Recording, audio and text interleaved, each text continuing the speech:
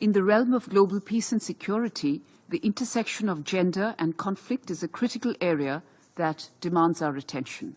At the international level, India has contributed significantly to UN peacekeeping missions and has been very vocal about the need to incorporate gender perspectives into peace and security policies. India was the very first country to deploy an all-women formed police unit to Liberia in 2007. Indian government has very recently amended its constitution to reserve 1/3 of the seats in national and state legislatures for women. In the realm of global peace and security, the intersection of gender and conflict is a critical area that demands our attention. United Nations Security Council Resolution 1325 of 2000 laid the foundation for recognizing both the impact of armed conflict on women and the indispensable role that they can play in peace building. One of the central aspects of this resolution was in addressing conflict-related sexual violence, a brutal weapon frequently used against women during conflicts. And Madam President, in recent decades, conflicts have become more fragmented and the theatre of conflict much more complex and volatile. Yet, the integration of a gender perspective into our collective efforts for conflict prevention, recovery, and reconstruction is still lacking. Reducing military presence is a crucial step towards preventing conflict-related sexual violence. Demilitarization, intertwined with disarmament, calls for gender-responsive arms control. This approach recognizes the role of weapons proliferation in conflict-related sexual violence, advocating for arms control policies that address the specific vulnerabilities of women. An effective implementation requires a multifaceted approach involving community engagement, particularly with women, in security and disarmament decisions.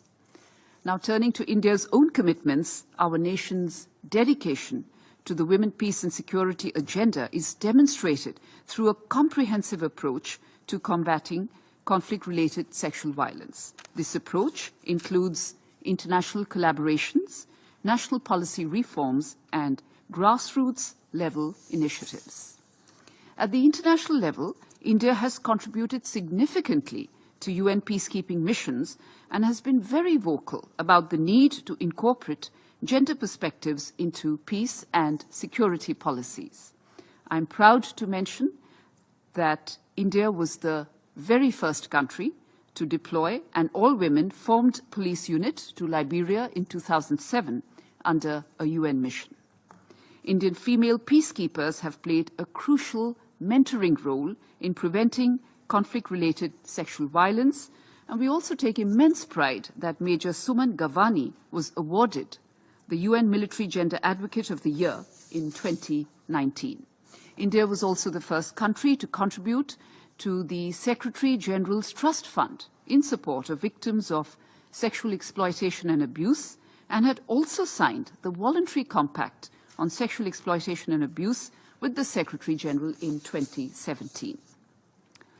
Madam President, recognizing the pivotal role of empowered women as agents of change, the Indian government has very recently amended its constitution to reserve 1/3 of the seats in national and state legislatures for women, underscoring their crucial contributions to peace and security. And during its presidency of the G20, might I remind this Council, India had drawn the international community's attention to women-led development with a focus on women's empowerment and gender equality.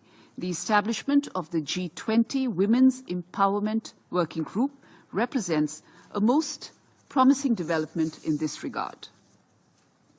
Madam President, I will conclude by stating that combating conflict-related sexual violence demands a multifaceted strategy that integrates prevention, survivor support, perpetrator accountability, and societal change regarding gender-based violence.